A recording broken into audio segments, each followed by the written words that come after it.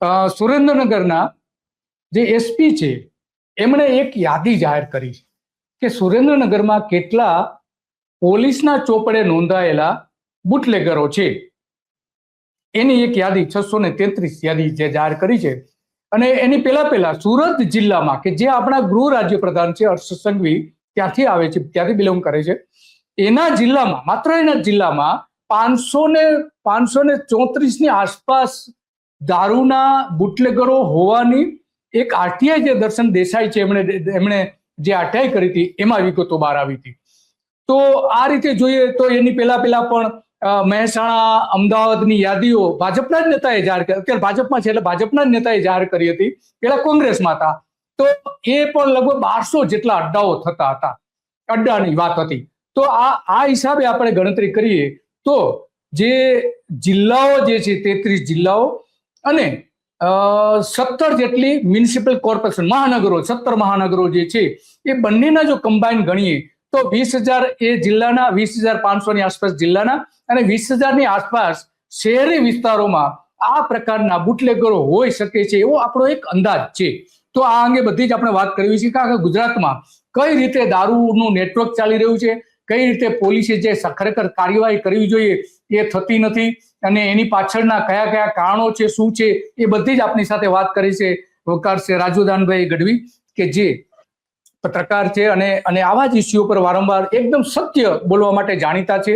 ગુજરાતમાં બહુ ઓછા પત્રકારો રહ્યા છે કે જે આવું એકદમ સત્ય કે જે લાગે એ જ કહેવામાં માનનારા પત્રકારો બહુ ઓછા રહ્યા છે. એ પૈકીના આપણા રાજુદાનભાઈ છે. રાજુદાનભાઈ, તમારું સ્વાગત છે તો ગુજરાત રિપોર્ટમાં.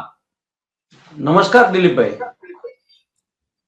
તો રાજુદાનભાઈ, તમે જે સુરેન્દ્રનગર જિલ્લામાં રહો છો તો ત્યાંના એસપીએ જે યાદી જાહેર કરી છે એ યાદી જે જાહેર કરી છે એ કેવી છે, કેવા પ્રકારના બુટલેગરો છે? કારણ કે એમાં ઘણા બધા તમે સ્થાનિક રીતે જે હશે એ પકડાયા હશે એ રીતે તમે જાણતા હશો અને ઘણા બધા લોકો પણ તમને વાત કરતા હશે કે કયા પ્રકારે દારૂનું નેટવર્ક ત્યાં ચાલી રહ્યું છે.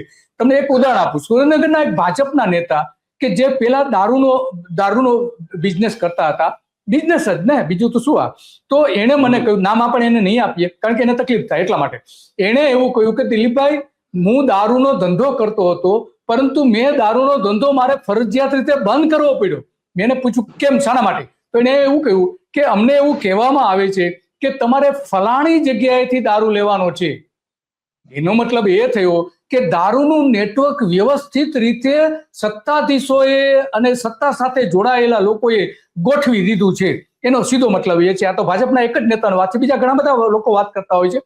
તો રાજુદાનભાઈ, કેવું છે આ લિસ્ટ? આપણે એની સાથે સાથે આપણે લિસ્ટ પણ જોઈએ કે કેવું લિસ્ટ છે એ પણ આપણે જોઈએ. હા, કેવું છે લિસ્ટ એ મને એ કહેશો આપણા દર્શકોને રાજુદાનભાઈ? જી બિલકુલ. સુરેન્દ્રનગર જિલ્લામાં છેલ્લા સમયથી પ્રેમસુખ ડેલુ એસપી તરીકે આવ્યા. એ પેલા અનેક આવ્યા હતા, પણ આ રીતે જે લિસ્ટ જાહેર પહેલી વાર બહાર આવ્યું કે બુટલેગરોનું એક લિસ્ટ મૂકવામાં આવ્યું, એમાં સુરેન્દ્રનગર જિલ્લાના જેટલા ગામડા છે એટલા બુટલેગરો, 633 બુટલેગરોની યાદી અમે તૈયાર કરી. એમાંથી 100 થી વધુ તો મહિલાઓ જ છે. અને યાદી જેવી જાહેર થઈ એટલે જિલ્લો તો તરત આમ એવું થઈ ગયું કે જાણે દારૂ જ છે ચારે બાજુ. અને ખાસ કરીને આ યાદીમાં દેશી દારૂના બુટલેગરો વધુ છે, કારણ કે એમે લિસ્ટ જ્યારે બનાવ્યું હશે ત્યારે એમ જ કહ્યું છે કે 3 થી વધુ કેસ થયા હોય એમના નામે આ યાદીમાં સામેલ છે. આપણા 633 ગામડા ને હારે એટલા બુટલેગરો, અને એમાં ખાસ કરી મૂળી વિસ્તારના વધુ બુટલેગરો આવ્યા. દારૂ, ગાંધી અને ગુજરાત, આ ત્રણેય વસ્તુ ફેમસ થઈ. કેટલાક શંકરસિંહ જેવા નહીં તો ખુલ્લે આવીને વાત કરે છે કે ભાઈ દારૂબંધી જો હટી જાય તો કે કામ થઈ જાય. કોક એમ કે ગાંધીના ગુજરાતમાં દારૂ હોવો જોઈએ, દારૂબંધી હોવી જોઈએ. પણ જે રીતે આપણે જોઈ છે ને આ લિસ્ટમાં દેશી દારૂની મહત્વની વાત છે કે આ લગભગ લિસ્ટમાં જેટલા બુટલેગરો જાહેર કર્યા છે એ કોઈ મોટા બુટલેગરો નથી. પહેલી વાત એ છે. સામાન્ય બુટલેગરો છે જે વર્ષોથી કઈ રોજીરોટીનો સવાલ મોટો જિલ્લામાં છે.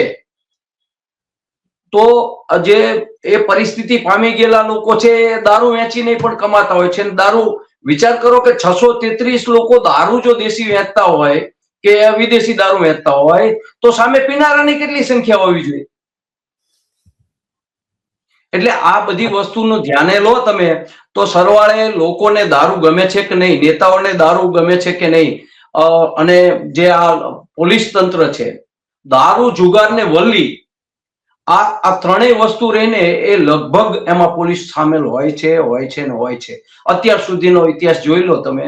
આમ તો મહાભારત વખતે, કૃષ્ણ વખતે બધાએ દારૂ જ પીધો તો અંદર બાઈ જતા, એટલે આ તો જવાનું નથી. પણ એમાં જે ખાયકી છે મોટી એ પોલીસ તંત્રની છે. હું નામ નહીં આપું પણ એવા વઢવાણના મોટા બુટલેગરો સાથે મેં આ અભ્યાસ કરેલો છે કે એને પહેરવા 2 જોડી સારા ચંપલ નહોતા, સારું ઘર નહોતું, એને આજે મહેલો થઈ ગયા છે. એટલે એનો અર્થ એવો છે કે દારૂમાં ખૂબ પૈસો છે. પોલીસ ઘણીવાર રિટાયર્ડ થઈ જાય પછી દારૂ વેચવાનો ધંધો કરતા હોય છે, એવાય બનાવ છે. સુરેન્દ્રનગરમાં એવાય પણ બનાવ સામે આવે કે જે પોલીસ જ દારૂ લઈને હેરફેર કરતી હોય પકડાઈ છે. એક્શન શું થયા ખબર નથી.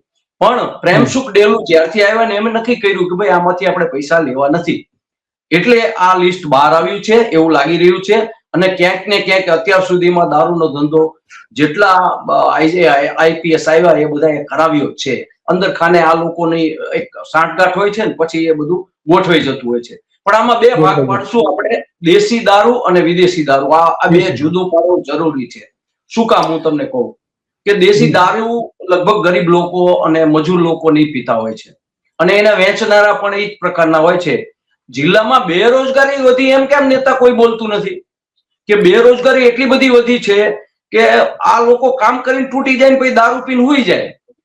એટલું બધું કોઈ રોજ મળતું નથી. બેરોજગારી એટલી બધી વધી છે કે જે કામ કરાવે તનતૂટ કરાવે છે, અને એ મજૂર વર્ગ વધુમાં વધુ એમને ખાવાનું એમાંથી પૂરું ન પડે. તમે ખારાગોડા જાઓ તો જે અગરિયાઓ છે ત્યાં પણ આ દારૂનું દૂષણ છે. બહારથી જેવો મજૂરો આવે છે, જે કોન્ટ્રાક્ટરો લાવે છે, એ મજૂરો રાત્રે દારૂ પીને હુઈ જતા હોય. એટલે એના માટે 10 રૂપિયાની દેશી કોથળી જરૂરી હોય, જાણે દવા હોય. કારણ કે પાણી આ લોકો સારું પહોંચાડી નથી શકતા. જો તમે અહીંયા સુરેન્દ્રનગરની વાત કરીએ ને તો જેટલા જ વોટર પંપ છે ને જે બધા ફિલ્ટરો છે એ કોઈ ચાલુ નથી.